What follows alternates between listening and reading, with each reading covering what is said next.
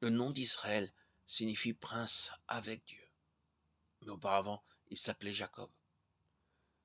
Nous ne pouvons retracer toute son histoire, mais l'un des traits de son caractère, c'est qu'il était marqué par la perception des choses divines. Dieu l'avait choisi pour le droit d'aînesse. J'ai aimé Jacob. Malachie 1:2. La parole nous dit qu'il voulut anticiper l'heure de Dieu. Il suivit une ligne naturelle pour obtenir les choses spirituelles. Et ce qui en résulta fut sa fuite et les 20 années chez son oncle Lavan. La vision de l'échelle reliant le ciel et la terre, les promesses de Dieu, son réveil et ses déclarations. Certainement l'Éternel est en ce lieu. C'est ici la maison de Dieu, c'est ici la porte des cieux. Ce qu'il fit, il prit une pierre, versa de l'huile à son sommet. Il donna à ce lieu le nom de Bethel. Genèse 28:16, 18-19. Tout ceci résume le point suivant.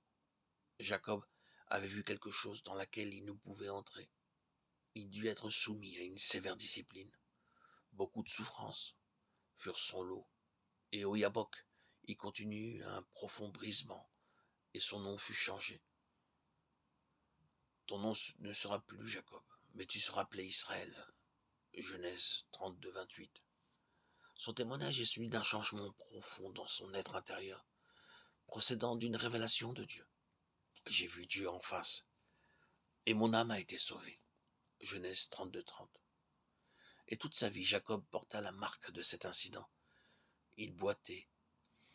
Il ne fut plus jamais la même personne, le même homme. Cette étape est fondamentale. Jacob ne pouvait aller à Bethel, la maison de Dieu, avant que cette œuvre ne soit accomplie en lui. En suivant le chemin de sa vie, il est clair que son éducation n'était pas terminée avec le Yabok.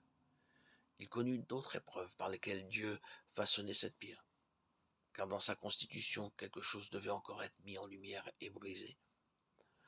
Ceci est un court résumé de toute son histoire.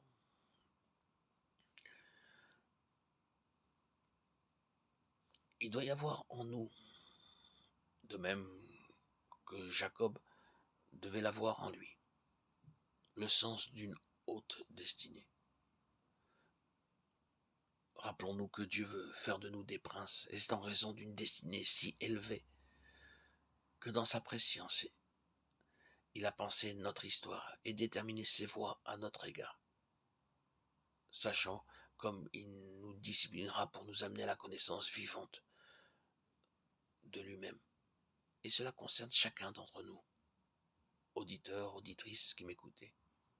Nous sommes tous concernés, chacun, selon les voies que Dieu a prédestinées pour nous, telles que notre ADN qui est unique, nos empreintes digitales, l'iris de nos yeux. Nous avons une voie et un chemin à suivre qui est unique, une mission unique que personne d'autre peut faire, si ce n'est nous-mêmes.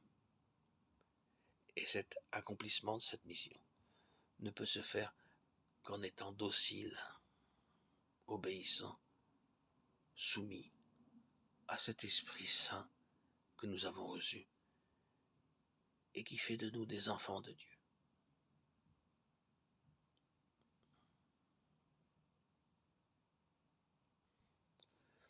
Des élus, des chéris, des bien-aimés.